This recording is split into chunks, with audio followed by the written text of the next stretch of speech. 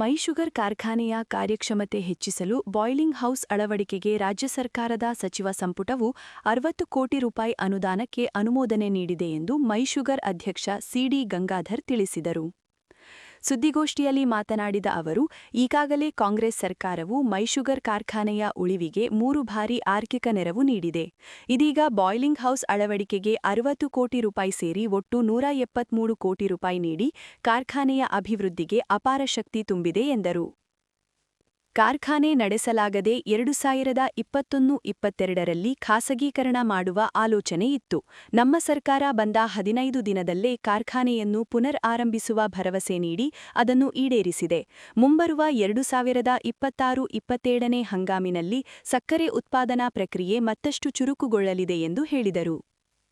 Boiling house ಅಳವಡಿಕೆಯನ್ನು ತ್ವರಿತವಾಗಿ ಪೂರ್ಣಗೊಳಿಸಿ 2026-27ನೇ ಸಾಲಿನ ಹಂಗಾಮನ್ನು ಅತ್ಯಂತ ಯಶಸ್ವಿಯಾಗಿ ಮತ್ತು ರೈತರಿಗೆ ಯಾವುದೇ ತೊಂದರೆಯಾಗದಂತೆ ನಡೆಸಲಾಗುವುದು.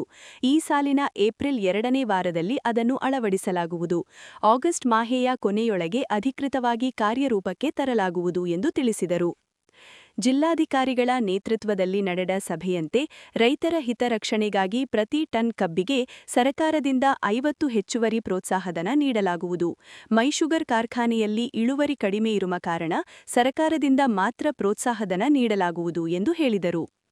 ಮಂಡ್ಯದ ಕೃಷಿ ಕಾಲೇಜನ್ನು ಕೃಷಿ ವಿಶ್ವವಿದ್ಯಾನಿಲಯವನ್ನಾಗಿ ಘೋಷಿಸಿರುವುದು ಜಿಲ್ಲೆಯ ಕೃಷಿ ಕ್ಷೇತ್ರಕ್ಕೆ ದೊಡ್ಡ ಶಕ್ತಿಯಾಗಿದೆ. ಮೈಶುಗರ್ ಕಾರ್ಖಾನೆ ಹಾಗೂ ಕೃಷಿ ವಿಶ್ವವಿದ್ಯಾಲಯಗಳು ಜಿಲ್ಲೆಯ ಕಣ್ಣುಗಳಿದ್ದಂತೆ. ಇದಕ್ಕೆ ಶಕ್ತಿ ತುಂಬಲು ಶ್ರಮಿಸಿದ ಮುಖ್ಯಮಂತ್ರಿ ಸಿದ್ದರಾಮಯ್ಯ, ಉಪಮುಖ್ಯಮಂತ್ರಿ ಡಿಕೆ ಶಿವಕುಮಾರ್, ಕೃಷಿ ಹಾಗೂ ಮಂಡ್ಯ ಜಿಲ್ಲಾ ಉಸ್ತುವಾರಿ ಸಚಿವ ಎನ್ ಚಲುವರಾಯಸ್ವಾಮಿ, ಸಂಪುಟದ ಎಲ್ಲ ಸಚಿವರು ಹಾಗೂ ಶಾಸಕ ಪಿ ರವಿಕುಮಾರ್ ಗೌಡರವರಿಗೆ ಕೃತಜ್ಞತೆ ಸಲ್ಲಿಸಿದರು. ಹಲವಾರು ವರ್ಷಗಳಿಂದ ಮೈಸೂರು ಸಕ್ಕರೆ ಕಂಪನಿಗೆ ತುಂಬ ಅವಶ್ಯಕತೆ ಇರತಕ್ಕಂಥ ಬಾಯ್ಲಿಂಗ್ ಹೌಸ್ನ ನೆನ್ನಿನ ಕ್ಯಾಬಿನೆಟ್ನಲ್ಲಿ ಅನುಮೋದನೆ ಮಾಡೋದ್ರ ಮೂಲಕ ಮೈಸೂರು ಸಕ್ಕರೆ ಕಂಪನಿಯ ಎಲ್ಲ ರೀತಿಯ ಅಭಿವೃದ್ಧಿಗೆ ನಮ್ಮ ಕಾಂಗ್ರೆಸ್ ಪಕ್ಷದ ಸರ್ಕಾರ ನಿಂತಿರ್ತಕ್ಕಂಥದ್ದನ್ನು ತಮಗೆಲ್ಲರ ಮೂಲಕ ಜಿಲ್ಲೆಯ ಜನತೆಗೆ ತಿಳಿಸಲಿಕ್ಕೆ ನಾವು ಇಚ್ಛೆಪಡ್ತೀವಿ. ಭಾಳ ಮುಖ್ಯವಾಗಿ ತಮಗೆಲ್ಲರೂ ಗೊತ್ತಿರೋ ಹಾಗೆ 21-22ನೇ ಸಾಲಿನಲ್ಲಿ ಸಕ್ಕರೆ ಕಾರ್ಖಾನೆ ಬಹುತೇಕ ಇದನ್ನು ಚಾಲನೆ ಮಾಡೋಕ್ಕಾಗಲ್ಲ, ಇದನ್ನು ಖಾಸಗೀಕರಣ ಮಾಡ್ತಕ್ಕಂಥದ್ದು ಸೂಕ್ತ ಅಂತಕ್ಕಂಥ ವಾತಾವರಣ ಇದ್ದಂಥ ಸಂದರ್ಭದಲ್ಲಿ ನಮ್ಮ ನೆಚ್ಚಿನ ನಾಯಕರು, ಮಂಡ್ಯ ಜಿಲ್ಲೆಯ ಉಸ್ತುವಾರಿ ಸಚಿವರು ಗಾಡಿ ಮೆರವಣಿಗೆ ಮಾಡೋದ್ರ ಮೂಲಕ ನಮ್ಮ ಸರ್ಕಾರ ರಚನೆಯಾದ 15 ದಿನದೊಳಗಡೆ ಕಾರ್ಖಾನೆ ಪ್ರಾರಂಭ ಮಾಡ್ತೀವಿ ಅನ್ನುವಂಥದ್ದನ್ನು ಅವರು ಈ ಒಂದು ಜಿಲ್ಲಾಧಿಕಾರಿಗಳ ಆವರಣದಲ್ಲಿ ಘೋಷಣೆ ಮಾಡಿದರು. ಆ ಪ್ರಕಾರ 23-24ರಲ್ಲಿ ನಮ್ಮ ಸರ್ಕಾರ ಬಂದ ನಂತರ 50 ಕೋಟಿ ದುಡಿಮೆ ಬಂಡವಾಳವನ್ನು ಕೊಡೋದ್ರ ಮೂಲಕ ಸಕ್ಕರೆ ಕಾರ್ಖಾನೆಯನ್ನು ಪ್ರಾರಂಭ ಮಾಡಲಿಕ್ಕೆ ಕಾರಣೀಭೂತರಾದರು. ನಮ್ಮ ನೆಚ್ಚಿನ ಮುಖ್ಯಮಂತ್ರಿಗಳಾದ ಸಿದ್ದರಾಮಯ್ಯನವರು, ಭಾಳ ಮುಖ್ಯವಾಗಿ ನಮ್ಮ ಮುಖ್ಯಮಂತ್ರಿಗಳಾದ ಡಿಕೆ ಶಿವಕುಮಾರ್ ಅವರು ಮತ್ತು ನಮ್ಮೆಲ್ಲ ಶಾಸಕರುಗಳು ಚಲುವರಾಯಸ್ವಾಮಿ ಅವರ ನೇತೃತ್ವದಲ್ಲಿ ಇಂಥ ಒಂದು ಐತಿಹಾಸಿಕ ತೀರ್ಮಾನವನ್ನು ಅವತ್ತಿನ ದಿನವೇ ತಗೊಂಡ್ರು. ಅದಾದ ನಂತರ ತುಂಬ ಕಷ್ಟಕಾಲದಲ್ಲಿದ್ದಂಥ ನಮ್ಮ ಕಾರ್ಖಾನೆಯ ವಿದ್ಯುತ್ ಬಿಲ್ಲನ್ನು 53.5 ಕೋಟಿ ಮನ್ನಾ ಮಾಡೋದ್ರ ಮೂಲಕ ಮತ್ತೊಮ್ಮೆ ಸಕ್ಕರೆ ಕಾರ್ಖಾನೆ ನೆರವಿಗೆ ನಮ್ಮ ಮುಖ್ಯಮಂತ್ರಿಗಳು, ನಮ್ಮ ಸಚಿವರು ಎಲ್ಲರೂ ಕೂಡ ಬಂದರು. ಆ ನಂತರ ಕಳೆದ ಹಂಗಾಮಿನಲ್ಲಿ 25-26ನೇ ಸಾಲಿನಲ್ಲಿ ದುಡಿಮೆ ಬಂಡವಾಳವಾಗಿ 10 ಕೋಟಿ ಕೊಡೋದ್ರ ಮೂಲಕ ಮತ್ತೊಮ್ಮೆ ಸಕ್ಕರೆ ಕಾರ್ಖಾನೆಗೆ ಶಕ್ತಿ ತುಂಬತಕ್ಕಂಥ ಕೆಲಸವನ್ನು ಮಾಡಿದ್ರು. ಎಲ್ಲ ಸಂದರ್ಭದಲ್ಲೂ ಕೂಡ 24ನೇ ಇಸ್ವಿ ನವೆಂಬರ್ನಲ್ಲಿ ನಮಗೆ ಅನಿವಾರ್ಯವಾಗಿದೆ ಬಾಯ್ಲಿಂಗ್ ಹೌಸ್ ಅಂತಕ್ಕಂಥ ಮಾಹಿತಿಯನ್ನು ನಾವು ಸರ್ಕಾರದ ಗಮನಕ್ಕೆ ತಂದಿದ್ವಿ. ತದಾದ ನಂತರ ಕಳೆದ ಸಾಲಿನಲ್ಲಿ ನಾವು ಅದನ್ನು ಅಳವಡಿಸ್ಕೋಕ್ಕಾಗಲಿಲ್ಲ.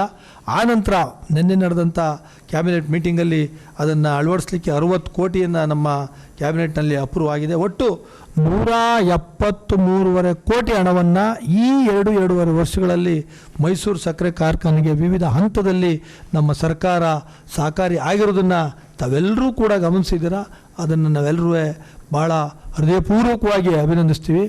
ಎಲ್ಲಕ್ಕಿಂತ ಮುಖ್ಯವಾಗಿ ಮಂಡ್ಯ ಶುಗರ್ ಫ್ಯಾಕ್ಟ್ರಿ ಇರ್ತಕ್ಕಂಥದ್ದು, ಜೊತೆಗೆ ನಮ್ಮ ಅಗ್ರಿಕಲ್ಚರ್ ಕಾಲೇಜ್ ಏನಿತ್ತು ಅದನ್ನು ವಿಶ್ವವಿದ್ಯಾನಿಲಯವಾಗಿ ನಮ್ಮ ಚಲುವರಾಯಸ್ವಾಮಿಯವರ, ನಮ್ಮ ನಾಯಕರಾದ ಚಲುವರಾಯಸ್ವಾಮಿ ಉಸ್ತುವಾರಿ ಸಚಿವರ ಶ್ರಮದಿಂದ ಮಾನ್ಯ ಮುಖ್ಯಮಂತ್ರಿಗಳು, ಉಪಮುಖ್ಯಮಂತ್ರಿಗಳು ಮತ್ತು ನಮ್ಮೆಲ್ಲ ಶಾಸಕರು ಇವತ್ತಿನ ದಿನ ಅದು ಭಾಳ ಮುಖ್ಯವಾಗಿ ಭವಿಷ್ಯದಲ್ಲಿ ಒಂದು ಈ ಕೃಷಿ ಪ್ರಧಾನವಾದ ಈ ಮೈಸೂರು ಭಾಗಕ್ಕೆ ಒಂದು ಶಕ್ತಿಯಾಗಿ ನಿಲ್ತಕ್ಕಂಥದ್ದನ್ನು ನಾವೆಲ್ಲರೂ ಕೂಡ ಅಭಿನಂದಿಸಬೇಕು.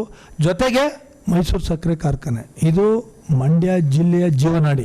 ಅದಕ್ಕಿಂತ ಮುಖ್ಯವಾಗಿ ಕರ್ನಾಟಕ ರಾಜ್ಯದಲ್ಲಿರ್ತಕ್ಕಂಥ ಏಕೈಕ ಸಕ್ಕರೆ ಕಾರ್ಖಾನೆ ಸರ್ಕಾರಿ ಸ್ವಾಮ್ಯದ್ದು.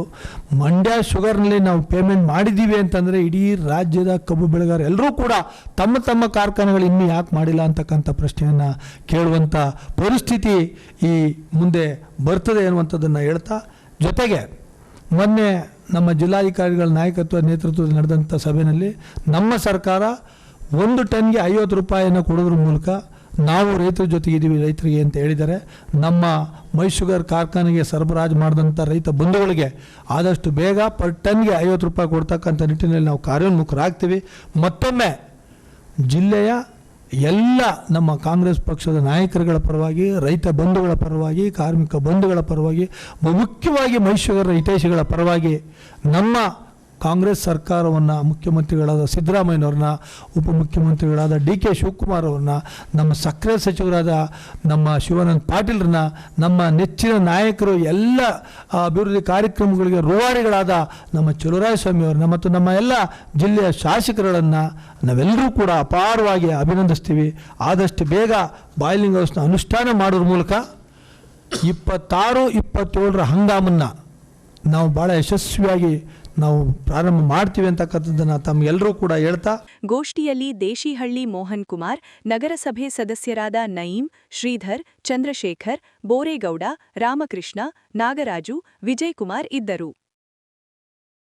ರಾಜ್ಯ ಸರ್ಕಾರ ಜಿಲ್ಲೆಗೆ ಬಿಡುಗಡೆ ಮಾಡಿರುವ ಅನುದಾನದ ಲೆಕ್ಕವನ್ನು ಜಿಲ್ಲೆಯ ಜನತೆ ಕೇಳಬೇಕೇ ಹೊರತು ಸಂಸದರಲ್ಲ ಎಂದು ಕೃಷಿ ಮತ್ತು ಜಿಲ್ಲಾ ಉಸ್ತುವಾರಿ ಸಚಿವ ಎನ್ ಚಲುವರಾಯಸ್ವಾಮಿ ಕೇಂದ್ರ ಸಚಿವ HD ಕುಮಾರಸ್ವಾಮಿಗೆ ತಿರುಗೇಟು ನೀಡಿದರು. ತಾಲೂಕಿನ ಸೋಮನಹಳ್ಳಿ ಬಳಿ 188 ಕೋಟಿ ರು ವೆಚ್ಚದಲ್ಲಿ 220 ಕೆವಿ ಸಬ್ ಸ್ಟೇಷನ್ ನಿರ್ಮಾಣ ಕಾಮಗಾರಿಗೆ ಚಾಲನೆ ನೀಡಿ ಮಾತನಾಡಿದರು. ರಾಜ್ಯದ ಕಾಂಗ್ರೆಸ್ ಸರ್ಕಾರ ಅಧಿಕಾರಕ್ಕೆ ಬಂದ ನಂತರ ಮಂಡ್ಯ ಜಿಲ್ಲೆಗೆ 10,000 ಕೋಟಿ ಅನುದಾನ ಬಿಡುಗಡೆ ಮಾಡಿದೆ. ಅದರ ಅಂಕಿಅಂಶಗಳನ್ನು ಇಲಾಖಾವಾರು ನೀಡುವಂತೆ ಜಿಲ್ಲೆಯ ಸಂಸದರು ಹಾಗೂ ಕೇಂದ್ರ ಸಚಿವ ಕುಮಾರಸ್ವಾಮಿಯವರು ಲೆಕ್ಕ ಕೇಳಿದ್ದಾರೆ. ಅದರ ಲೆಕ್ಕವನ್ನು ಜಿಲ್ಲೆಯ ಜನತೆ ಕೇಳಬೇಕೇ ಹೊರತು ಅವರಲ್ಲ. ಅವರೇನೂ ಜಿಲ್ಲೆಯ ಮತದಾರರಲ್ಲ. ಸಾಕಷ್ಟು ನಿರೀಕ್ಷೆಗಳನ್ನು ಇಟ್ಟುಕೊಂಡು ಜಿಲ್ಲೆಯ ಜನತೆ ಅವರಿಗೆ ಆಶೀರ್ವಾದ ಮಾಡಿದ್ದಾರೆ. ಜನರ ನಿರೀಕ್ಷೆ ಹುಸಿಯಾಗದಂತೆ ಕೇಂದ್ರ ಸಚಿವರು ಕೆಲಸ ಮಾಡಲಿ. ಲೆಕ್ಕ ಕೊಡುವ ಸಮಯ ಬರುತ್ತದೆ, ಆಗ ಅಂಕಿಅಂಶಗಳ ಪ್ರಕಾರ ದಾಖಲೆ ಸಹಿತ ನೀಡಲಾಗುವುದು ಎಂದು ಕುಟುಕಿದರು. ಹೆಚ್ಚು ಏನಾದರೂ ಈ ಸರ್ಕಾರದ ಅವಧಿನಲ್ಲಿ ಅನೇಕ ಯೋಜನೆಗಳು ಮಂಜೂರಾಗಿದ್ದರೆ ಅದು ಮಂಡ್ಯಕ್ಕೆ. ಮೈಸೂರು ಸಹಜವಾಗಿ ಅವರ ಸ್ವಂತ ಜಿಲ್ಲೆ, ಮೈಸೂರು ಸಾಂಸ್ಕೃತಿಕ ನಗರ, ಹಳೆಯ ರಾಜಧಾನಿ, ಈ ರಾಜ್ಯದಲ್ಲಿ ಆಕರ್ಷಣೀಯವಾದಂಥ ನಗರ. ಹಾಗಾಗಿ ಮೈಸೂರಿಗೆ ಒಂದು ಹೆಚ್ಚು ಆದ್ಯತೆಯನ್ನು ಕೊಡ್ತಕ್ಕಂಥದ್ದು ಮಾನ್ಯ ಮುಖ್ಯಮಂತ್ರಿಗಳದು ತಪ್ಪು ಅಂತ ನಾವು ಹೇಳಲಿಕ್ಕಾಗಲ್ಲ. ಆದರೆ ನಮ್ಮ ಜಿಲ್ಲೆ ಜನಕ್ಕೆ ಗೊತ್ತಿಲ್ಲ, ನನಗೆ ಇನ್ನೂ ಪೂರ್ಣ ಪ್ರಮಾಣದಲ್ಲಿ ಅರ್ಥ ಮಾಡ್ಕೊಳ್ಳಿಕ್ಕೆ ಆಗ್ತಾ ಇಲ್ಲ.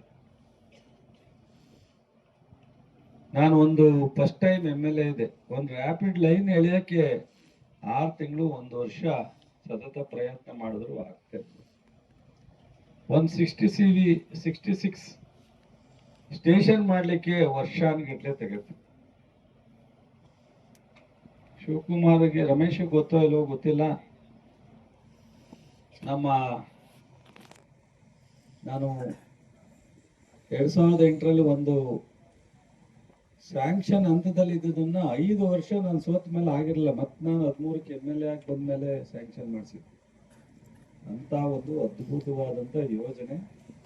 ಶಾಸಕ ಕೆಎಂ ಉದಯ್ ಕಾರ್ಯಕ್ರಮದ ಅಧ್ಯಕ್ಷತೆ ವಹಿಸಿ ಮಾತನಾಡಿ, ಮುಂದಿನ ವರ್ಷದ ಯುಗಾದಿ ಹಬ್ಬದ ವೇಳೆಗೆ 220 ಕೆವಿ ಸಬ್ಸ್ಟೇಷನ್ ಕಾಮಗಾರಿ ಉದ್ಘಾಟನೆಗೊಂಡು ರೈತರಿಗೆ ಹಾಗೂ ತಾಲೂಕಿನ ಜನತೆಗೆ ಅನುಕೂಲ ಕಲ್ಪಿಸಬೇಕು.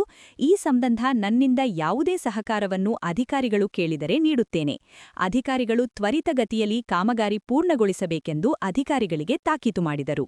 ಆದರೆ ಬಹುಶಃ ಒಂದು ವರ್ಷದ ಕಾಲವರೆಗೆ ಈ ಒಂದು ವಿದ್ಯುತ್ ಸಮಸ್ಯೆಗೆ ಸ್ವಲ್ಪ ಅಡ್ಜಸ್ಟ್ ಮಾಡ್ಕೊಂಡು ಹೋದ್ರೆ ನಿಮ್ಗೆ ನಿರಂತರವಾಗಿ ಪರ್ಮನೆಂಟ್ ಆಗಿ ವೋಲ್ಟೇಜ್ ಕೊರತೆ ಇರಲ್ಲ, ಟಿಸಿ ಸುಟ್ಟೋಗುವಂತ ಸಮಸ್ಯೆ ಇರಲ್ಲ, ನಮ್ಗೆ ಕರೆಂಟ್ ಕೊಡ್ತಾ ಇಲ್ಲ ಅಂತ ದೂರ ಬರಲ್ಲ. ಇವೆಲ್ಲಕ್ಕೂ ಮುಕ್ತಿ ಆಡುವಂತ ಒಂದು ಸಂದರ್ಭ ಇವಾಗ ಬಂದಿದೆ.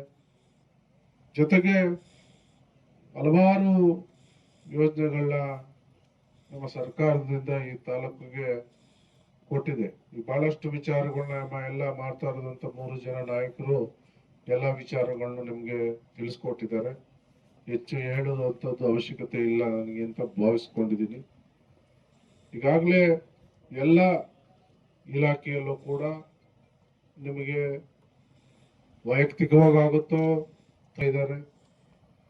ನಾವು ಬಹಳಷ್ಟು ಕಾರ್ಯಕ್ರಮಗಳನ್ನ ಮಾಡಿ ಹಲವಾರು ಸವಲತ್ತುಗಳನ್ನ ವಿತರಣೆ ಮಾಡ್ತಾ ಇದ್ದೀವಿ. ನಾವು ಕೂಡ ಎಲ್ರಿಗೂ ಅಲ್ಲೆಲ್ಲ ಹೇಳ್ತಾ ಇರ್ತೀವಿ, ನೀವು ತಗೊಂಡೋದವರು ನಿಮ್ಮ ಅಕ್ಕಪಕ್ಕದ ಜನರಿಗೂ ಸ್ವಲ್ಪ ತಿಳುವಳಿಕೆ ಹೇಳಿ ತಿಳಿಸ್ಕೊಡಿ ಅಂತ. ಯಾಕೆಂದ್ರೆ ಬಹಳಷ್ಟು ಪರಿಕರಗಳಿರ್ಬೋದು, ಮೆಡಿಸಿನ್ ಕೊಡುವಂಥದ್ದು, ಗೊಬ್ಬರ, ಇತರ ಎಲ್ಲ ಬಹಳಷ್ಟು ಸವಲತ್ತನ್ನ ಒಂದ್ ಕಡೆ ಕೃಷಿ ಇಲಾಖೆಯಿಂದ ಕೊಡ್ತಾ, ಯಂತ್ರಗಳಿರ್ಬೋದು, ಮಿಷಿನ್, ಟ್ರಾಕ್ಟರ್ ಎಲ್ಲ ಸಬ್ಸಿಡಿ ದರದಲ್ಲಿ ಮತ್ತು ಉಪಯೋಗಿಸಿಕೊಳ್ಳುವಂತವ್ರ ಸಂಖ್ಯೆ ನನಗೆ ಸ್ವಲ್ಪ ಕಡಿಮೆ ಕಾಣಿಸ್ತಾ ಇದೆ. ವಿಧಾನ ಪರಿಷತ್ ಸದಸ್ಯ ದಿನೇಶ್ ಗೂಳಿಗೌಡ ಮಾತನಾಡಿ, ಕಾಂಗ್ರೆಸ್ ಸರ್ಕಾರದಲ್ಲಿ ಹೊಸದಾಗಿ ಆಯ್ಕೆಯಾಗಿರುವ 38 ಶಾಸಕರಲ್ಲಿ ಕೆಎಂ ಉದಯ್ ಅವರು ಅತ್ಯಂತ ಕ್ರಿಯಾಶೀಲರಾಗಿ ಹಾಗೂ ಎಲ್ಲ ಸಚಿವರಿಗೂ ಆತ್ಮೀಯವಾಗಿರುವುದರಿಂದ ತಾಲೂಕಿಗೆ ಅತಿ ಹೆಚ್ಚು ಅನುದಾನ ಬಿಡುಗಡೆಗೊಳಿಸಿ ಶಾಶ್ವತ ಅಭಿವೃದ್ಧಿ ಕಾಮಗಾರಿಗಳನ್ನು ಮಾಡುವ ಮೂಲಕ ಜನ ಮನ್ನಣೆ ಗಳಿಸಿದ್ದಾರೆ ಎಂದು ಮೆಚ್ಚುಗೆ ವ್ಯಕ್ತಪಡಿಸಿದರು. ನಮ್ಮ ಸರ್ಕಾರ ಕೊಡ್ತಾ ಇದೆ 200 ಯೂನಿಟ್ ಒಳಗಡೆ ಇರ್ತಕ್ಕಂಥದ್ದಕ್ಕೆ. ಅದಕ್ಕಾಗಿ 550 ಕೋಟಿ ಹಣವನ್ನು ನಮ್ಮ ಸರ್ಕಾರ ಇದುವರೆಗೆ ವ್ಯಯವನ್ನ ಮಾಡಿದೆ. ಮದ್ದೂರು ತಾಲೂಕಲ್ಲೂ ಕೂಡ 79,612 ಮನೆಗಳಿಗೆ ಉಚಿತವಾದಂತಹ ವಿದ್ಯುತ್ ಅನ್ನು ನಮ್ಮ ಸರ್ಕಾರ ಕೊಟ್ಟಿದೆ. ಮದ್ದೂರು ತಾಲೂಕಿನಲ್ಲಿ ಒಂದು ತಿಂಗಳಿಗೆ 3,10,00,000 ರೂಪಾಯಿ ವಿದ್ಯುತ್ ಅನ್ನ ನಿಮ್ಮ ಪರವಾಗಿ ನಮ್ಮ ಸರ್ಕಾರ ಉಚಿತವಾದಂತಹ ವಿದ್ಯುತ್ ಅನ್ನ ಕೊಡ್ಲಿಕ್ಕೆ ಹಣವನ್ನ ಚೆಸ್ಕಾಂಗೆ ಪಾವತಿಯನ್ನ ಮಾಡ್ತಾ ಇದೆ. ಏನು ವಿರೋಧ ಪಕ್ಷಗಳು ಹೇಳ್ತಾ ಇದ್ದಾವೆ, ಗ್ಯಾರಂಟಿ ಕೊಟ್ಟಿದ್ದಾರೆ, ಅಭಿವೃದ್ಧಿಗೆ ಹಣ ಇಲ್ಲ ಅಂತಕ್ಕಂಥದ್ದನ್ನ. ಸನ್ಮಾನ್ಯ ಉಸ್ತುವಾರಿ ಸಚಿವರಾದಂತ ನಮ್ಮ ಚೆಲುವಣ್ಣ ಅವರ ನೇತೃತ್ವದಲ್ಲಿ ಎಲ್ಲ ಶಾಸಕರು ಮಂಡ್ಯ ಜಿಲ್ಲೆನಲ್ಲಿ ಸುಮಾರು 10,000 ಕೋಟಿ ಹಣವನ್ನು ಅಭಿವೃದ್ಧಿಗಾಗಿ ಕಳೆದ 2.25 ವರ್ಷದಲ್ಲಿ ಇವತ್ತು ಜಿಲ್ಲಾದ್ಯಂತ ಹಣ ಬಂದಿದೆ, ಸಮರೋಪಾದಿಯಲ್ಲಿ ನಡೀತಾ ಇದೆ. ಅದ್ರ ಜೊತೆಗೆ 3,800 ಕೋಟಿ ಹಣವನ್ನ ಗ್ಯಾರಂಟಿ ಯೋಜನೆಗಳು ಕೂಡ ನಮ್ಮ ಸರ್ಕಾರ.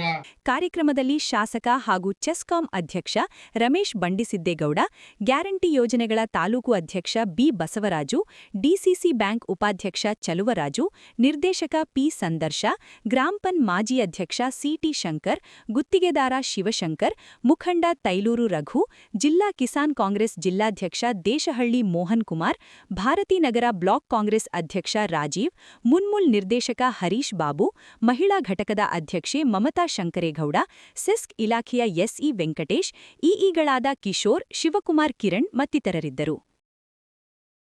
ಪದವಿ ಪೂರ್ವ ಶಿಕ್ಷಣ ಇಲಾಖೆಯನ್ನು ಜಿಲ್ಲಾ ಪಂಚಾಯತ್ ವ್ಯಾಪ್ತಿಗೆ ಸೇರಿಸುವ ಸರ್ಕಾರದ ಪ್ರಸ್ತಾವನೆಯನ್ನು ವಿರೋಧಿಸಿ ಕರ್ನಾಟಕ ರಾಜ್ಯ ಪದವಿ ಪೂರ್ವ ಕಾಲೇಜುಗಳ ಉಪನ್ಯಾಸಕರ ಸಂಘ ಹಾಗೂ ಪ್ರಾಂಶುಪಾಲರ ಸಂಘದ ಜಿಲ್ಲಾ ಘಟಕದ ವತಿಯಿಂದ ಜಿಲ್ಲಾಧಿಕಾರಿಗಳ ಕಚೇರಿ ಎದುರು ಕಪ್ಪುಪಟ್ಟಿ ಧರಿಸಿ ಶಾಂತಿಯುತ ಪ್ರತಿಭಟನೆ ಹಮ್ಮಿಕೊಳ್ಳಲಾಗಿತ್ತು. ಸರ್ಕಾರದ ಕಡತ ಸಂಖ್ಯೆ EP10 DGD 2026 ಅನ್ವಯ ಪದವಿ ಪೂರ್ವ ಶಿಕ್ಷಣ ಇಲಾಖೆಯ ಜಿಲ್ಲಾ ಉಪನಿರ್ದೇಶಕ ನಿರ್ದೇಶಕರ ಕಚೇರಿಗಳನ್ನು ಜಿಲ್ಲಾ ಪಂಚಾಯತ್ ಸಿಇಒಗಳ ಆಡಳಿತಾತ್ಮಕ ನಿಯಂತ್ರಣಕ್ಕೆ ನೀಡಲು ಹೊರಟಿರುವುದನ್ನು ಸಂಘವು ಕಟುವಾಗಿ ಟೀಕಿಸಿದೆ. ಸಂಘದ ಪದಾಧಿಕಾರಿಗಳು ಅಪರ ಜಿಲ್ಲಾಧಿಕಾರಿಗಳ ಮೂಲಕ ಮುಖ್ಯಮಂತ್ರಿಗಳಿಗೆ ಮತ್ತು ಶಿಕ್ಷಣ ಸಚಿವರಿಗೆ ಮನವಿ ಪತ್ರವನ್ನು ಸಲ್ಲಿಸಿ ತಮ್ಮ ನ್ಯಾಯಯುತ ಬೇಡಿಕೆಗಳನ್ನು ಈಡೇರಿಸುವಂತೆ ಒತ್ತಾಯಿಸಿದರು. ಪ್ರಧಾನ ಕಾರ್ಯದರ್ಶಿ ಹನುಮಂತಯ್ಯ ಮಾತನಾಡಿ, ಈ ಕಡತವನ್ನು ತಕ್ಷಣವೇ ಹಿಂಪಡೆದು ಇಲಾಖೆಯ ಸ್ವಾಯತ್ತತೆಯನ್ನು ಕಾಪಾಡಬೇಕು. ಮೌಲ್ಯಮಾಪಕರ ಸಂಭಾವನೆಯನ್ನು ಸಕಾಲದಲ್ಲಿ ಬಿಡುಗಡೆ ಮಾಡಬೇಕು. ಎನ್ಸಿಇಆರ್ಟಿ ನಿಯಮಾವಳಿಗಳ ಪ್ರಕಾರ ವಿದ್ಯಾರ್ಥಿ ಮತ್ತು ಉಪನ್ಯಾಸಕರ ಅನುಪಾತವನ್ನು ನಿರ್ಧರಿಸಬೇಕು. ವರ್ಗಾವಣೆಗೆ ಸಂಬಂಧಿಸಿದಂತೆ ಇಲಾಖೆಯಲ್ಲಿ ಖಾಲಿ ಇರುವ ಎಲ್ಲಾ ಹುದ್ದೆಗಳ ವಿವರಗಳನ್ನು ಪಾರದರ್ಶಕವಾಗಿ ಪ್ರದರ್ಶಿಸಬೇಕು.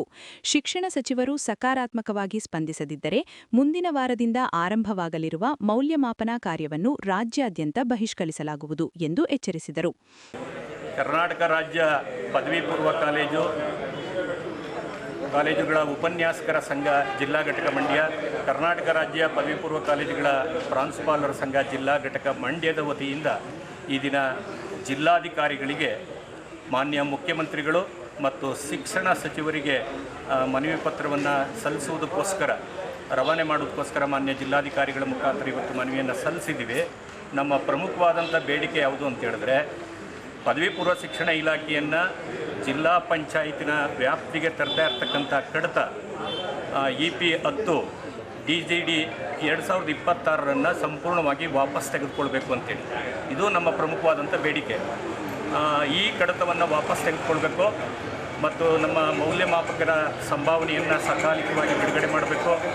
ವಿದ್ಯಾರ್ಥಿಗಳು ಮತ್ತು ಉಪನ್ಯಾಸಕರ ಅನುಪಾತವನ್ನು NCERT ನಿಯಮಾವಳಿಗಳ ಪ್ರಕಾರ ನಿರ್ಧರಿಸಬೇಕು ಮತ್ತು ಉಪನ್ಯಾಸಕರ ಮತ್ತು ಪ್ರಾಂಶುಪಾಲರ ವರ್ಗಾವಣೆಗೆ ಸಂಬಂಧಿಸಿದಂತೆ ಎಲ್ಲ ಪದವಿ ಪೂರ್ವ ಕಾಲೇಜುಗಳು ಖಾಲಿ ಇರ್ತಕ್ಕಂಥ ಹುದ್ದೆಗಳೆಲ್ಲವನ್ನು ತೋರಿಸಬೇಕು ಅಂತೇಳಿ ಈ ಬೇಡಿಕೆಗಳನ್ನು ಮುಂದಿಟ್ಕೊಂಡು ರಾಜ್ಯ ಸಂಘಟನೆಯ ನಿರ್ದೇಶನದ ಮೇರೆಗೆ ನಾವು ಇವತ್ತು ಮನವಿಯನ್ನು ಕೊಡ್ತಾ ಇದ್ದೀವಿ. ಒಂದು ವೇಳೆ ಈಗಾಗಲೇ ನಿನ್ನೆ ನಡೆದಂತಹ ಶಿಕ್ಷಣ ಸಚಿವರ ಸಭೆಯಲ್ಲಿ ಮಾನ್ಯ ಶಿಕ್ಷಣ ಸಚಿವರು ಸಕಾರಾತ್ಮಕವಾಗಿ ಸ್ಪಂದಿಸಿದ್ದಾರೆ.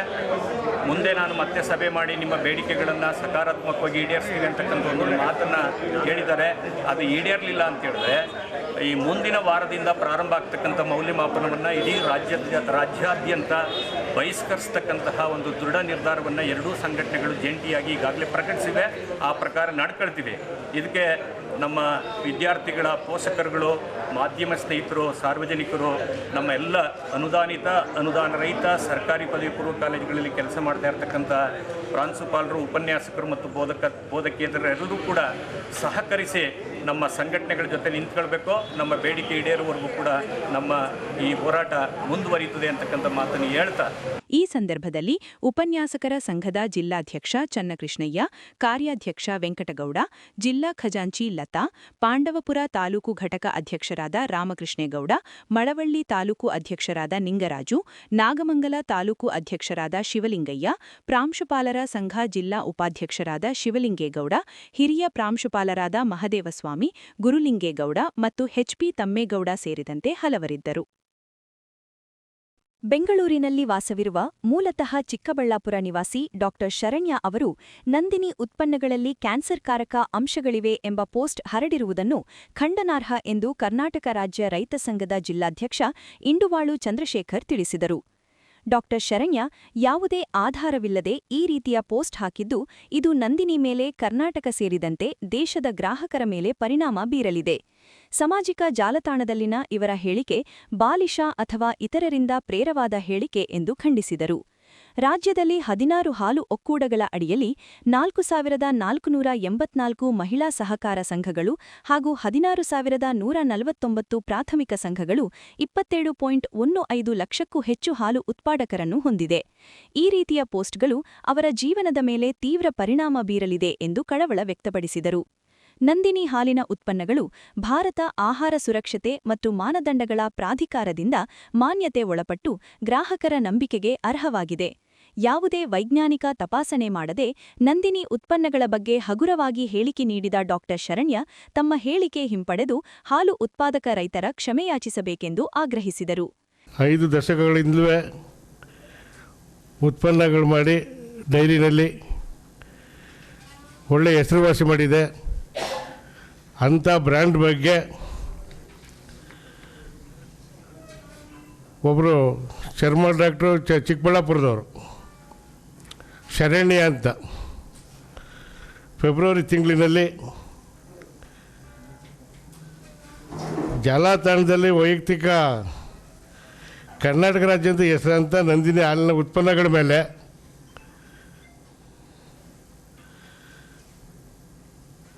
ಅನುಮಾನ ಬರೋ ರೀತಿಯಲ್ಲಿ ಹೇಳಿಕೆ ಕೊಟ್ಟಿದ್ದಾರೆ. ಏಕೆಂದರೆ KMF ಮತ್ತು ಅನೇಕ 16 ಘಟಕಗಳಿದ್ದಾವೆ ಕರ್ನಾಟಕದಲ್ಲಿ, ಎಲ್ಲ ಸೇರಿ ನಂದಿನಿ ಉತ್ಪನ್ನ ಮಾಡ್ತಾರೆ. ನಂದಿನಿ ಹೆಸರಿನಲ್ಲಿ ಬ್ರ್ಯಾಂಡ್ನಲ್ಲಿ ಹಾಲು, ಮೊಸರು, ಮಜ್ಜಿಗೆ, ಇನ್ನಿತರ ಉತ್ಪನ್ನಗಳು ಎಲ್ಲ ಒಳ್ಳೆಯ ಹೆಸರು ಮಾಡಿದ್ದಾವೆ ಅಂತ ನಮ್ಮ ನಂಬಿಕೆ. ಮತ್ತು ಏನು 4,000 ಚಿಲ್ಲರೆ ಮಹಿಳಾ ಸಹಕಾರ ಸಂಘಗಳಿದ್ದಾವೆ, 16 ಚಿಲ್ಲರೆ ಪ್ರಾಥಮಿಕ ಸಂಘಗಳು ಪುರುಷರದು, ಎಲ್ಲ ಒಟ್ಟು ಸೇರಿ 27ರಿಂದ 30 ಲಕ್ಷ ಹಾಲನ್ನ ಉತ್ಪತ್ತಿ ಮಾಡ್ತಾಯಿದೆ ಇವತ್ತು ಕರ್ನಾಟಕದಲ್ಲಿ. ಅದರಲ್ಲಿ ನಮ್ಮ ಮಂಡ್ಯ ಜಿಲ್ಲೆ ಒಂದು ದಿವಸಕ್ಕೆ 12.5 ಲಕ್ಷ ಹಾಲನ್ನ ಇದು ಮಾಡಿ ಉತ್ಪತ್ತಿ ಮಾಡಿ 6 ಲಕ್ಷನ ನಂದಿನಿ ಉತ್ಪನ್ನಗಳು ಮಾಡಿ ಮತ್ತು ಇನ್ನು 6 ಲಕ್ಷನ ಸಾರ್ವಜನಿಕರಿಗೆ ಬಿಕ್ರಿ ಮಾಡಿ ಆ ಥರ ವ್ಯವಸ್ಥೆಯಲ್ಲಿದೆ. ಇವತ್ತು ಹೈನುಗಾರಿಕೆಯಲ್ಲಿ ಕರ್ನಾಟಕದಲ್ಲಿ ರೈತರು ಬದುಕ್ತಾ ಇರೋದು ಹೈನುಗಾರಿಕೆಯಿಂದ. ಅಂತ ಹೈನುಗಾರಿಕೆ ಮೇಲೆ ಏನು ಅಪವಾದ ಮಾಡಿದ್ದಾರೆ ಡಾಕ್ಟರ್ ಶರಣ್ಯ ಅವರು, ಇದು ಸರಿಯಲ್ಲ ಅಂತ ನಮ್ಮ ಸಂಘಟನೆ ಭಾವನೆ. ರೈತರ ಮೇಲೆ ಇದು ಸ್ವಲ್ಪ ಪರಿಣಾಮ ಬೀರ್ತಿದೆ, ಇದು ರಾಜ್ಯಾದ್ಯಂತ ಪರಿಣಾಮ ಬೀರ್ತಿದೆ.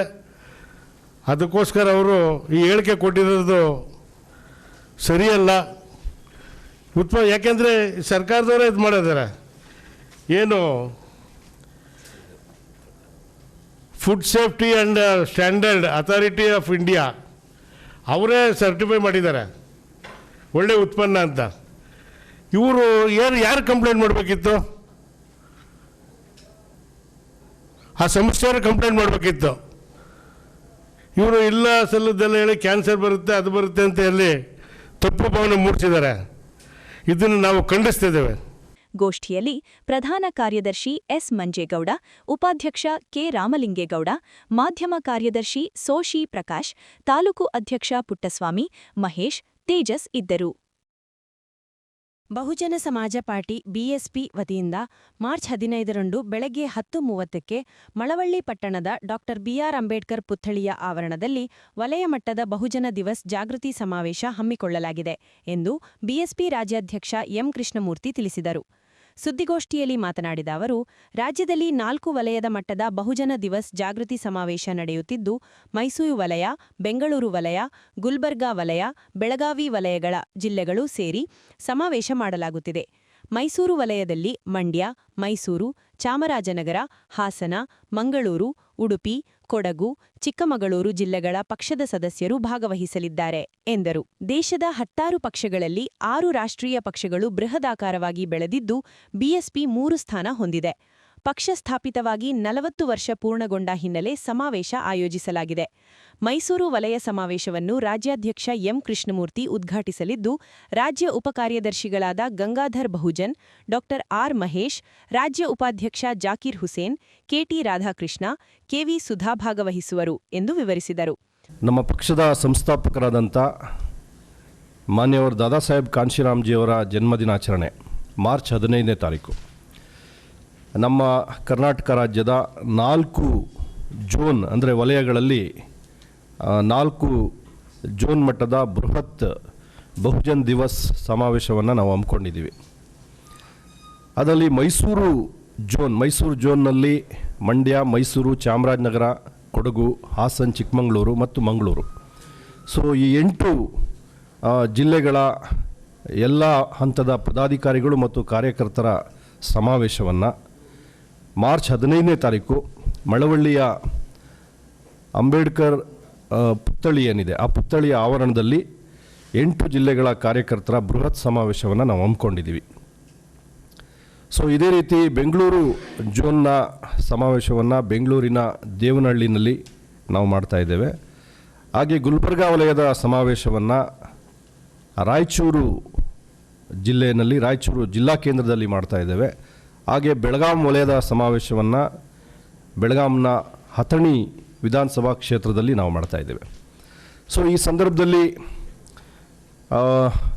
ತಮ್ಮೆಲ್ಲರಿಗೂ ಗೊತ್ತಿರೋ ಹಾಗೆ ಮಾನ್ಯವರು ದಾದಾ ಸಾಹೇಬ್ ಕಾಂಶಿರಾಮ್ಜಿಯವರು ಒಬ್ಬ ಸೈಂಟಿಸ್ಟ್ ಆಗಿದ್ದಂಥವ್ರು. APJ ಅಬ್ದುಲ್ ಕಲಾಂ ಜೊತೆಯಲ್ಲಿ DRDO ಸಂಸ್ಥೆಯಲ್ಲಿ ವಿಜ್ಞಾನಿಯಾಗಿದ್ದವರು. ಬಾಬಾ ಸಾಹೇಬ್ ಅಂಬೇಡ್ಕರ್ ಅವರ ವಿಚಾರಧಾರೆಗಳಿಂದ ಪ್ರಭಾವಿತರಾಗಿ ಈ ದೇಶದಲ್ಲಿ ಏನಾದರೂ ಒಂದು ಬದಲಾವಣೆ ತರಬೇಕು, ಸಾಮಾಜಿಕ ಪರಿವರ್ತನೆಯನ್ನು ತರಬೇಕಂದ್ರೆ ರಾಜಕೀಯ ಕ್ಷೇತ್ರದಲ್ಲಿ ಭಾಳ ದೊಡ್ಡ ಪರಿವರ್ತನೆಯನ್ನು ತರಬೇಕಂಥೇಳಿ ಅವರು ತಮ್ಮ ಕೆಲಸಕ್ಕೆ ರಾಜೀನಾಮೆ ಕೊಟ್ಟು ತಮ್ಮ ಇಡೀ ಜೀವನವನ್ನು ಬಾಬಾ ಸಾಹೇಬ್ ಅಂಬೇಡ್ಕರ್ ಅವರ ಕನಸನ್ನು ನನಸು ಮಾಡಲಿಕ್ಕೆ, ಅಂದರೆ ಈ ದೇಶದ ಹಿಂದುಳಿದ ಜಾತಿಗಳು, SC/STಗಳು ಮತ್ತು ಧಾರ್ಮಿಕ ಅಲ್ಪಸಂಖ್ಯಾತರನ್ನು ಈ ದೇಶದ ಆಳುವ ವರ್ಗವನ್ನಾಗಿ ಮಾಡಬೇಕು ಅನ್ನೋ ಉದ್ದೇಶಕ್ಕೆ ತಮ್ಮ ಹುದ್ದೆಗೆ ರಾಜೀನಾಮೆ ಕೊಟ್ಟು ಮದುವೆ ಆಗದೇನೆ ತಮ್ಮ ಹೆಸರಿನಲ್ಲಿ ಒಂದೇ ಒಂದು ನಯಾ ಪೈಸೆ ಆಸ್ತಿಯನ್ನು ಕೂಡ ಮಾಡ್ದೇನೆ, ಸಂಪಾದನೆ ಮಾಡ್ದೇನೆ, ಒಂದು ಬ್ಯಾಂಕ್ ಅಕೌಂಟ್ ಕೂಡ ಓಪನ್ ಮಾಡ್ದೇನೆ ಇಡೀ ದೇಶವನ್ನು ಸೈಕಲ್ನಲ್ಲಿ ಸುಮಾರು 4,500 ಕಿಲೋಮೀಟರ್ ಸುತ್ತಿ 1984 ಏಪ್ರಿಲ್ 14ನೇ ತಾರೀಕು ಬಹುಜನ್ ಸಮಾಜ್ ಪಾರ್ಟಿಯನ್ನು ಕಟ್ಟಿದ್ರು. ಸೊ ಅಂದಿನಿಂದ ಇಂದಿನವರೆಗೆ ಯಾವುದೇ ಉದ್ಯಮಿಯಿಂದ, ದೊಡ್ಡ ದೊಡ್ಡ ಶ್ರೀಮಂತರಿಂದ ಯಾವುದೇ ಧನ ಸಹಾಯವನ್ನು, ಬಂಡವಾಳವನ್ನು ಪಡೆದೇನೆ ಈ ದೇಶದ SC/ST OBC ಅಂದರೆ ಬಹುಜನ ಸಮಾಜದ ನೌಕರ ವರ್ಗದಿಂದ, ಬಹುಜನ ಸಮಾಜದ ಮತದಾರರಿಂದನೇ ದೇಣಿಗೆಯನ್ನು ಸಂಗ್ರಹಿಸಿ ಇವತ್ತು ಯಾವುದಾದ್ರೂ ಒಂದು ಪಕ್ಷ ರಾಷ್ಟ್ರೀಯ ಪಕ್ಷ ಆಗಿದೆ ಅಂದರೆ ಅದು ಬಹುಜನ್ ಸಮಾಜ್ ಪಾರ್ಟಿ ಮಾತ್ರ. ತಮಗೆಲ್ಲರಿಗೂ ಗೊತ್ತಿದೆ, ಈ ದೇಶದಲ್ಲಿ 2,500 ನೋಂದಾಯಿತ ರಾಜಕೀಯ ಪಕ್ಷಗಳಿದೆ. ಅದರಲ್ಲಿ ಕೇವಲ 6 ರಾಜಕೀಯ ಪಕ್ಷಗಳು ಮಾತ್ರ ರಾಷ್ಟ್ರೀಯ ಪಕ್ಷಗಳು, ಅದರಲ್ಲಿ ಬಹುಜನ್ ಸಮಾಜ್ ಪಾರ್ಟಿ ಕೂಡ ಒಂದು. ಸೊ ಬಹುಜನ್ ಸಮಾಜ್ ಪಾರ್ಟಿಯನ್ನು ಕಟ್ಟಿ ಉತ್ತರ ಪ್ರದೇಶದಂಥ ಅತಿ ದೊಡ್ಡ ರಾಜ್ಯದಲ್ಲಿ ಒಬ್ಬ ಹೆಣ್ಣುಮಗಳು ಅಕ್ಕ ಮಾಯಾವತಿಯವ್ರನ್ನ 4 ಸಾರಿ ಮುಖ್ಯಮಂತ್ರಿ ಮಾಡಿದಂತಹ ಕೀರ್ತಿ ಮಾನ್ಯವರು ಕಾಂಶಿರಾಮ್ ಸಾಹೇಬರಿಗೆ ಸಲ್ಲುತ್ತೆ. ಸೊ ಹಾಗಾಗಿ ಗೋಷ್ಠಿಯಲ್ಲಿ ಜಿಲ್ಲಾಧ್ಯಕ್ಷ ಎಸ್ ಶಿವಶಂಕರ್, ರಾಜ್ಯ ಕಾರ್ಯದರ್ಶಿ MS ವೆಂಕಟೇಶ್, ಚಲುವರಾಜು, ಬೋರಯ್ಯ ಇದ್ದರು. ಮಂಡ್ಯ ತಾಲೂಕು ಹೊಳಲು ಗ್ರಾಮದ ಶ್ರೀ ರಾಮಾಂಜನೇಯ ಗೆಳೆಯರ ಬಳಗದ ವತಿಯಿಂದ 2ನೇ ವರ್ಷದ ಶ್ರೀ ರಾಮಾಂಜನೇಯ ಕಬಡ್ಡಿ ಕಪ್ 2026 ಗ್ರಾಮದಲ್ಲಿ ಯಶಸ್ವಿಯಾಗಿ ನಡೆಯಿತು. ಮೊದಲನೆಯ ದಿನ ಮೇಲುಕೋಟೆ ಕ್ಷೇತ್ರದ ಶಾಸಕರಾದ ದರ್ಶನ್ ಪುಟ್ಟಣ್ಣಯ್ಯನವರು ಕಬಡ್ಡಿ ಪಂದ್ಯಾವಳಿಯ ಕಾರ್ಯಕ್ರಮ ಉದ್ಘಾಟಿಸಿ ಕ್ರೀಡಾಪಟುಗಳನ್ನು ಪರಿಚಯಿಸಿ ನಂತರ ಮಾತನಾಡುತ್ತಾ, ಎಲ್ಲರೂ ಒಳ್ಳೆಯ ಆಟಗಾರರಾಗಿ ಮತ್ತು ನಮ್ಮ ಹಳ್ಳಿಯ ಆಟ ಅಂದರೆ ಕಬಡ್ಡಿ ಈಗ ಅಂತಾರಾಷ್ಟ್ರೀಯ ಮಟ್ಟಕ್ಕೆ ಪರಿಚಯವಾಗಿದೆ. ಆದ್ದರಿಂದ ಪ್ರತಿಯೊಬ್ಬರೂ ಕಬಡ್ಡಿ ಆಟವನ್ನು ಆಡಿ ಗ್ರಾಮಕ್ಕೂ ಹಾಗೂ ಜಿಲ್ಲೆಗೂ ಕೀರ್ತಿ ತರಬೇಕು ಮತ್ತು ಇಲ್ಲಿ ಗೆದ್ದಂತ ಆಟಗಾರರು ಜಿಲ್ಲಾ ಮಟ್ಟದಲ್ಲಿ, ರಾಷ್ಟ್ರೀಯ ಮಟ್ಟದಲ್ಲಿ ಸ್ಪರ್ಧಿಸಲು ಅವಕಾಶವಿರುತ್ತದೆ ಎಂದು ಹೇಳಿದರು. ಅಧ್ಯಕ್ಷತೆ ವಹಿಸಿ ಮಾತನಾಡಿದ ರಾಜ್ಯ ಒಕ್ಕಲಿಗ ಸಂಘದ ಮಾಜಿ ಉಪಾಧ್ಯಕ್ಷರಾದ HL ಶಿವಣ್ಣನವರು ಮಾತನಾಡುತ್ತಾ, ಹಿಂದೆ ಕಬಡ್ಡಿ ಎಂದರೆ ನಮಗೆ ಬಹಳ ಅಚ್ಚುಮೆಚ್ಚು. ನಮ್ಮೂರಿನಲ್ಲಿ ಹೊಳಲು, ಕ್ಯಾತ್ನಳ್ಳಿ, ಕೀಲಾರ, ಗಾಣದಾಳು, ಹುಳ್ಳೆನಹಳ್ಳಿ ಒಳ್ಳೆಯ ಕಬಡ್ಡಿ ಟೀಮ್ ಇತ್ತು. ಆವಾಗ ನಾವುಗಳು ಎಲ್ಲೇ ಹೋದರೂ ನೋಡಲು ಹೋಗುತ್ತಿದ್ದವು. ಆದರೆ ಇತ್ತೀಚಿನ ದಿನಗಳಲ್ಲಿ ಕ್ರೀಡೆಗಳು ನಶಿಸಿ ಹೋಗುತ್ತವೆ. ಆದ್ದರಿಂದ ಯುವಕರಿಗೆ, ವಿದ್ಯಾರ್ಥಿಗಳಿಗೆ ಓದುವ ಜೊತೆಗೆ ಕ್ರೀಡಾಭಿಮಾನದ ಬಗ್ಗೆ ಆಸಕ್ತಿ ಇರಬೇಕು. ಇಂತಹ ಕಬಡ್ಡಿ ಪಂದ್ಯಾವಳಿಗಳಿಂದ ಗ್ರಾಮಕ್ಕೆ, ಜಿಲ್ಲೆಗೂ, ದೇಶಕ್ಕೂ ಕೀರ್ತಿ ತರಬೇಕೆಂದು ಕಿವಿಮಾತು ಹೇಳಿದರು. ಈ ಕಬಡ್ಡಿಯನ್ನು ನೋಡಿ ಬಂದಿದ್ದೀರಿ ಅಂದ್ರೆ ಈ ಕಬಡ್ಡಿಯ ಮಹತ್ವ ಎಷ್ಟು ಅಂತ ಗೊತ್ತಾಗ್ತದೆ ನಮಗೆ. ನೆನಪಿದ್ರೆ ನಾವೆಲ್ಲ ಬಹಳ ಹಿಂದೆ ನಮ್ಮೂರಿನಲ್ಲಿ ಒಳ್ಳೆ ಟೀಮ್ ಇದ್ದಾಗ, ನಮ್ಮೂರಿನಲ್ಲಿ ಕ್ಯಾಚ್ನಲ್ಲಿ, ಕೀಲಾರ್ನಲ್ಲಿ, ಗಾಂಧಾಳ್ನಲ್ಲಿ, ಉಳ್ಳೆನಲ್ಲಿ ಒಂದಷ್ಟು ಟೀಮ್ಗಳು ಬಹಳ ಚೆನ್ನಾಗಿತ್ತು. ನಾವೆಲ್ಲ ಜೊತೆ ಹೋಗ್ತಿದ್ದೋ, ಅಷ್ಟೊಂದು ಹುಚ್ಚು. ಭಾಳ ನಮ್ಮೂರಿನಲ್ಲಿ ಭಾಳ ಎಡ್ಕರೇಜ್ ಕೊಡ್ತಾ ಇದ್ರು ಕಬಡ್ಡಿಗೆ. ಈಗೆಲ್ಲ ಸ್ವಲ್ಪ ಕಮ್ಮಿ ಆಗಿದೆ. ಈಗ ಒಂದು ವರ್ಷದಿಂದ ಈಚೆಗೆ ಸುಮಾರು ಆಗಲೇ 2-3 ಟೂರ್ನಮೆಂಟ್ಗಳು ಆಗ್ತಾ ಇದೆ. ಹುಡುಗರು ಭಾಳ ಚೆನ್ನಾಗಿ ಆಟವನ್ನು ಆಡ್ತಾ ಇದ್ದಾರೆ. ಈ ಹಳ್ಳಿಗಳಲ್ಲಿ ಈ ಕ್ರೀಡೆ ಇರಬೇಕು. ಯಾಕೆಂದರೆ ಒಬ್ಬ ಮನುಷ್ಯನಿಗೆ ಬರೀ ಓದೋದು, ಬರೀ ಬೇರೆ ಕೆಲಸಗಳು ಮಾಡೋದ್ರಿಂದಲ್ಲ, ಇದೆಲ್ಲವೂ ಕೂಡ ಈ ಒಂದು ಕ್ರೀಡಾಭಿಮಾನ ಇರಬೇಕು ಅಂತಕ್ಕಂಥದ್ದು ನನ್ನ ಆಸೆ. ಇಲ್ಲಿ ನೀವೆಲ್ಲರೂ ಆಟ ನೋಡಬೇಕಂತ ಭಾಳ ಕುತೂಹಲ ಇದ್ದೀರಿ. ನಾನು ಹೆಚ್ಚಿಗೆ ಮಾತನಾಡಲ್ಲ. ನೀವೆಲ್ಲರೂ ಕೂಡ ಈ ಒಂದು ಕಬಡ್ಡಿಗೆ ಭಾಳ ಈ ಪರೋಕ್ಷವಾಗಿ, ಪ್ರತ್ಯಕ್ಷವಾಗಿ ಅನೇಕ ಜನ ಸಹಾಯ ಮಾಡಿದ್ದೀರಿ. ತಮ್ಮೆಲ್ಲರೂ ಕೂಡ ಈ ವಿನಾಯಕ ಗೆಳೆಯರ ಬಳಗದ ಪರವಾಗಿ ಮತ್ತೊಮ್ಮೆ ನಿಮಗೆ ವಂದಿಸಿ ಈ ಕಾರ್ಯಕ್ರಮ ಮುಂದುವರಿಲಿ, ಒಳ್ಳೆ ಯಶಸ್ಸಾಗಲಿ ಅಂತೇಳಿ ನನ್ನ ಮಾತನ್ನು ಮುಗಿಸ್ತೇನೆ. ಜೈ ಹಿಂದ್, ಜೈ ಕರ್ನಾಟಕ. ಈ ಸಂದರ್ಭದಲ್ಲಿ ಮಾಜಿ ಶಾಸಕರಾದ ಎಚ್.ಬಿ. ರಾಮು, ರೈತ ಮುಖಂಡ ರಾಘವ ಪ್ರಕಾಶ್, ಬಿಜೆಪಿ ಮುಖಂಡರಾದ ಇಂದ್ರೇಶ್, ಸಚ್ಚಿದಾನಂದ, ಕ್ರೀಡಾಭಿಮಾನಿಗಳು ಉಪಸ್ಥಿತರಿದ್ದರು. ಮಂಡ್ಯ ತಾಲೂಕು ಹೊಳಲು ಗ್ರಾಮದಲ್ಲಿ ಗ್ರಾಮ ದೇವತೆಯಾದ ಶ್ರೀ ದೊಡ್ಡಮ್ಮತಾಯಿ ಹಬ್ಬವು ಬಹಳ ವಿಜೃಂಭಣೆಯಿಂದ ಅಪಾರ ಭಕ್ತರ ಸಮ್ಮುಖದಲ್ಲಿ ನೆರವೇರಿತು. ಗ್ರಾಮದ ಮಕ್ಕಳು, ಮಹಿಳೆ ಎಲ್ಲರೂ ಸೇರಿ ಗ್ರಾಮದ ಮಾರಮ್ಮನ ದೇವಸ್ಥಾನಗಳಾದ ಮುದ್ದಮ್ಮದೇವಿ, ಮಾರಮ್ಮದೇವಿ, ಶ್ರೀ ದೊಡ್ಡಮ್ಮತಾಯಿ ದೇವಸ್ಥಾನಕ್ಕೆ ಮೊದಲು ಬಾಯಿ ಬೀಗ ಹಾಕಿಕೊಂಡು ತಮಟೆ ನಗಾರಿಯೊಂದಿಗೆ ಗ್ರಾಮದ ದೇವಾಲಯಗಳಿಗೆ ತಂಬಿಟ್ಟಿನ ಆರತಿ ಬೆಳಗಿಸಿ, ನಂತರ ಗ್ರಾಮದೇವತೆಯಾದ ಶ್ರೀ ದೊಡ್ಡಮ್ಮತಾಯಿ ದೇವಸ್ಥಾನದಲ್ಲಿ ಎಲ್ಲಾ ಸಮುದಾಯದವರು ಒಟ್ಟಿಗೆ ಸೇರಿ ಬಾಯಿ ಬೀಗ ಧರಿಸಿ ಮಹಿಳೆಯರು ಹರಕೆ ತೀರಿಸಿದರು.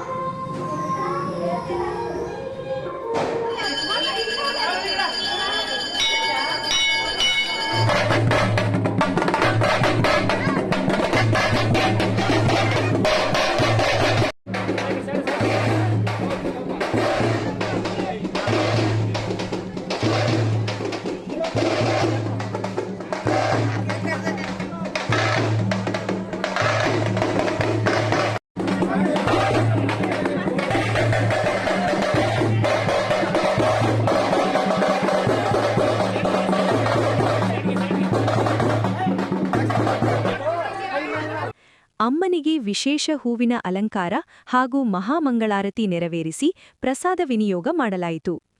ಶ್ರೀ ಮಡಿವಾಳ ಮಾಚಿದೇವರ ಸಮುದಾಯದವರು ಬಾಯಿ ಬೀಗ ಧರಿಸಿ ಹರಕೆ ಹೊತ್ತ ಮಹಿಳೆಯರಿಗೆ, ಕಾಲ್ನಡಿಗೆಯಲ್ಲಿ ಬರುವ ಮಹಿಳೆಯರಿಗೆ ನೆಲಕ್ಕೆ ಮಡಿ ಸೀರೆಯನ್ನ ಹಾಸಿ ಸೇವೆಯನ್ನ ನೆರವೇರಿಸಿಕೊಟ್ಟರು.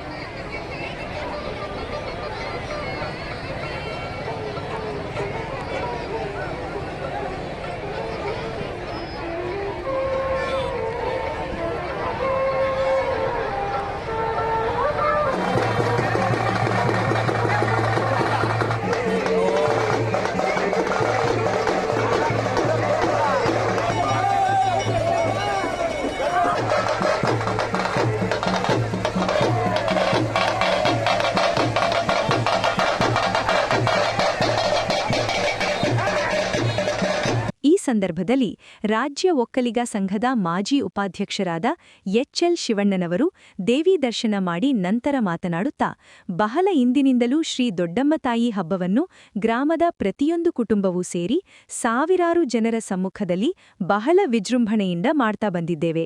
ತಾಯಿಯು ಗ್ರಾಮಕ್ಕೂ ಹಾಗೂ ಎಲ್ಲರಿಗೂ ಒಳ್ಳೆಯದನ್ನು ಮಾಡಲಿ ಎಂದು ಹೇಳಿದರು. ಅಂದರೆ ಹಿಂದೆ ಭಾಳ ಅದ್ದೂರಿಯಾಗಿ ಜೋರಾಗಿ ಮಾಡ್ತಾಯಿದ್ರು. ಒಂದೊಂದು ಮನೆಗೂ ಮಾಡ್ತಾಯಿದ್ರು. ಆಮೇಲೆ ಗೋಡೆಗಳು ಮೇಲೆ ಅದನ್ನು ಕಡಿಮೆ ಮಾಡಿ ಸಂತೋಷ ಮಾಡಿ ಇಲ್ಲಿ ಸಾವಿರಾರು ಜನ ಭಾಳ ವಿಜೃಂಭಣೆಯಿಂದ ತಾಯಿಯ ಸಂಸ್ಕೃತ ಒಂದು ಕಾರ್ಯಕ್ರಮವನ್ನು ಮಾಡ್ತಾ ಇದ್ದಾರೆ. ಇದರಲ್ಲಿ ಆ ಎಲ್ಲ ನಮ್ಮ ಊರಿನ ಹೊರಗಡೆಯಿಂದ ಮಕ್ಕಳು, ಹೆಣ್ಣುಮಕ್ಕಳು. ಈ ಸಂದರ್ಭದಲ್ಲಿ ಮಾಜಿ ಶಾಸಕರಾದ ಎಚ್.ಬಿ. ರಾಮು, ಎಚ್.ಸಿ. ಹರಿಪ್ರಸಾದ್, ಡಾಕ್ಟರ್ ಆಶಾಲತಾ, ಎಚ್.ಎಸ್. ಯೋಗೇಶ್ ಕುಮಾರ್ ಹಾಗೂ ಇತರರು ಉಪಸ್ಥಿತರಿದ್ದರು. ದಿ ರೈಲ್ವೆ ಕೋಆಪರೇಟಿವ್ ಬ್ಯಾಂಕ್ನ ಮಂಡ್ಯದ ಮಾಹಿತಿ ಕೇಂದ್ರವನ್ನು ಮಾರ್ಚ್ 14ರಂದು ಸಂಜೆ 4 ಗಂಟೆಗೆ ನಗರದ ಅಶೋಕನಗರ ಬಡಾವಣೆಯ 3ನೇ ಅಡ್ಡರಸ್ತೆಯ ಕಾಡುಮನೆ ರೆಸ್ಟಾರೆಂಟ್ ಎದುರು ಉದ್ಘಾಟನೆ ಮಾಡಲಾಗುವುದು ಎಂದು ಬ್ಯಾಂಕಿನ ಮೈಸೂರು ವಿಭಾಗದ ಅಧ್ಯಕ್ಷ ಡಾಕ್ಟರ್ ಎಂ.ಬಿ. ಮಂಜೇಗೌಡ ತಿಳಿಸಿದರು. ಸುದ್ದಿಗೋಷ್ಠಿಯಲ್ಲಿ ಮಾತನಾಡಿದ ಅವರು, ದಿ ರೈಲ್ವೆ ಕೋಆಪರೇಟಿವ್ ಬ್ಯಾಂಕ್ ಯಶಸ್ವಿಯಾಗಿ ಕಾರ್ಯನಿರ್ವಹಿಸುತ್ತಿದ್ದು 750 ಕೋಟಿ ರುಗಳ ಠೇವಣಿ ಹೊಂದಿದ್ದು 1200 ಕೋಟಿ ರುಗಳ ವಾರ್ಷಿಕ ವಹಿವಾಟು ನಡೆಸುತ್ತಿದೆ ಎಂದರು. ಬೆಂಗಳೂರು, ಅರಸೀಕೆರೆ, ಯಲಹಂಕ ಮತ್ತು ಮೈಸೂರು ರೈಲ್ವೆ ಕಾರ್ಯಾಗಾರದಲ್ಲಿ ಶಾಖೆಗಳನ್ನು ಹೊಂದಿದ್ದು, ನೂತನವಾಗಿ ಹುಬ್ಬಳ್ಳಿ ಮತ್ತು ಧಾರವಾಡ ಜಿಲ್ಲೆಗಳಲ್ಲಿ ಮಾಹಿತಿ ಕೇಂದ್ರಗಳನ್ನು ತೆರೆಯಲಾಗಿದೆ. ಬ್ಯಾಂಕಿನ ಸೌಲಭ್ಯವನ್ನು ಒದಗಿಸುವ ನಿಟ್ಟಿನಲ್ಲಿ ಇದೀಗ ಮಂಡ್ಯ ಜಿಲ್ಲೆಯಲ್ಲಿ ಶಾಖೆ ತೆರೆಯುವ ಉದ್ದೇಶದಿಂದ ಮಾಹಿತಿ ಕೇಂದ್ರ ಆರಂಭಿಸಲಾಗುತ್ತಿದೆ ಎಂದು ಹೇಳಿದರು. ಮಾಹಿತಿ ಕೇಂದ್ರವನ್ನು ಕೇಂದ್ರ ಸಚಿವ ಎಚ್.ಡಿ. ಕುಮಾರಸ್ವಾಮಿ ಉದ್ಘಾಟಿಸುವರು. ಶಾಸಕ ಪಿ. ರವಿಕುಮಾರ್ ಗೌಡ, ಅಪೆಕ್ಸ್ ಬ್ಯಾಂಕಿನ ಉಪಾಧ್ಯಕ್ಷ ಹಾಗೂ ಶಾಸಕ ಜಿ.ಡಿ. ಹರೀಶ್ ಗೌಡ ಸೇರಿದಂತೆ ಮಂಡ್ಯ ಜಿಲ್ಲೆಯ ಎಲ್ಲಾ ಸಹಕಾರಿ ಬ್ಯಾಂಕುಗಳು ಹಾಗೂ ಸಂಸ್ಥೆಗಳ ಪ್ರಮುಖರು ಭಾಗವಹಿಸಲಿದ್ದಾರೆ ಎಂದು ಮಾಹಿತಿ ನೀಡಿದರು. ರೈಲ್ವೆ ಸಹಕಾರ ಬ್ಯಾಂಕು ಕರ್ನಾಟಕ ರಾಜ್ಯದಲ್ಲೇ ಅತ್ಯುನ್ನತ ಒಂದು ಪ್ರಸಿದ್ಧವಾದ ಮತ್ತು ಬಹಳ ಒಂದು ದೊಡ್ಡ ಮಟ್ಟದಲ್ಲಿ ಸಹಕಾರ ಕ್ಷೇತ್ರದಲ್ಲಿ ಕೆಲಸ ಮಾಡ್ತಾರಂತ ಬ್ಯಾಂಕು. ಈ ಬ್ಯಾಂಕು 1920ನೇ ಇಸ್ವಿನಲ್ಲಿ ಮೈಸೂರು ಪ್ರಾರಂಭವಾಗಿ ಮೈಸೂರು ಮಹಾರಾಜರ ಟೈಮಲ್ಲಿ ಪ್ರಾರಂಭವಾಗಿ ಇವತ್ತು 100 ವರ್ಷಗಳ ಸೇವೆಯನ್ನು ಸಲ್ಲಿಸಿ 100 ವರ್ಷ ಶತಮಾನೋತ್ಸವ ಕಾರ್ಯಕ್ರಮವನ್ನು ಕೂಡ ಮೈಸೂರಿನಲ್ಲಿ ಅದ್ದೂರಿಯಾಗಿ ರೀಸೆಂಟಾಗಿ ಆಚರಿಸಿದ್ವಿ. ಮತ್ತು ಈ ನಮ್ಮ ಬ್ಯಾಂಕು ರಾಜ್ಯದಲ್ಲಿರುವ ಎಲ್ಲ ನಮ್ಮ ರೈಲ್ವೆ ನೌಕರರಿಗೆ ಮತ್ತು ಸಹಕಾರ ಕ್ಷೇತ್ರದಲ್ಲಿ ಸದಸ್ಯರುಗಳಿಗೆ ಮತ್ತು ನಮ್ಮ ರಾಜ್ಯದ ಜನತೆಗೂ ಕೂಡ ಒಂದು ಸರ್ವಿಸ್ ಕೊಡ್ತಾ ಇದೆ. ಈ ನಮ್ಮ ಬ್ರಾಂಚು ಹೆಡ್ ಆಫೀಸು ಮೈಸೂರು, ಅದೇ ರೀತಿ ಬ್ರಾಂಚ್ಗಳು ಬಂದು ಬೆಂಗಳೂರು ನಗರದ ಸಿಟಿನಲ್ಲಿದೆ, ಒಂದು ನಮ್ಮ ರೈಲ್ವೆ ಸ್ಟೇಷನ್ನಲ್ಲಿ, ಇನ್ನೊಂದು ಯಲಹಂಕದಲ್ಲಿದೆ, ಅದೇ ರೀತಿ ಇನ್ನೊಂದು ಬ್ರಾಂಚು ಅರಸೀಕೆರೆನಲ್ಲಿದೆ, ಮತ್ತು ಹುಬ್ಳಿನಲ್ಲಿ ಮತ್ತು ದಾವಣಗೆರೆಯಲ್ಲಿ ಈಗ ಇನ್ಫಾರ್ಮೇಶನ್ ಸೆಂಟರ್ಗಳು ಅಲ್ಲಿ ಕಾರ್ಯನಿರತ ಆಗ್ತಿದ್ದಾವೆ. ಅದನ್ನ ಮುಂದುವರಿದು ನಮ್ಮ ಮೈಸೂರು, ನಮ್ಮ ಮಂಡ್ಯದ ಎಲ್ಲ ನಮ್ಮ ರೈಲ್ವೆ ಕಾರ್ಮಿಕರಿಗೆ ಮತ್ತು ನಮ್ಮ ಮಂಡ್ಯದ ಸಾರ್ವಜನಿಕರಿಗೆ ಈ ಒಂದು ಸಹಕಾರ ಕ್ಷೇತ್ರದ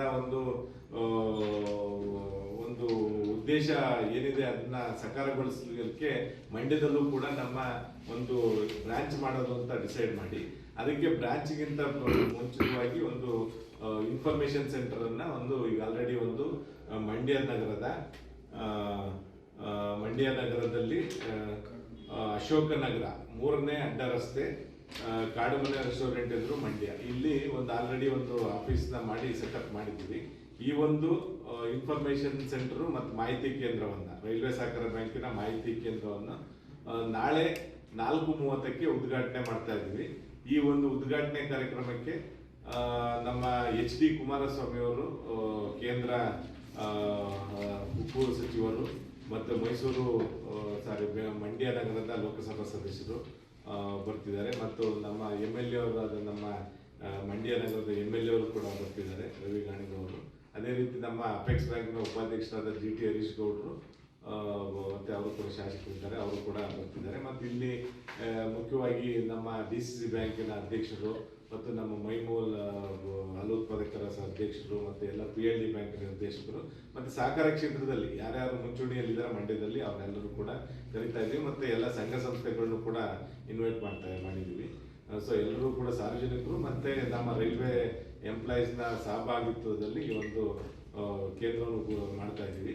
ನಮ್ಮಲ್ಲಿ ರೈಲ್ವೆ ಸಹಕಾರ ಬ್ಯಾಂಕಿನಲ್ಲಿ ಸುಮಾರು 750 ಕೋಟಿಯಷ್ಟು FD ಆಲ್ರೆಡಿ ಇದೆ. ನಮ್ಮದು ರಾಜ್ಯದಲ್ಲೇ ನಮ್ಮದು FD-ನಲ್ಲಿ 2ನೇ 3ನೇ ಸ್ಥಾನ ಇರುವಂಥ ಬ್ಯಾಂಕು. ಮತ್ತು 10,000 ಜನ ಮೆಂಬರ್ಸ್ ಇದ್ದಾರೆ.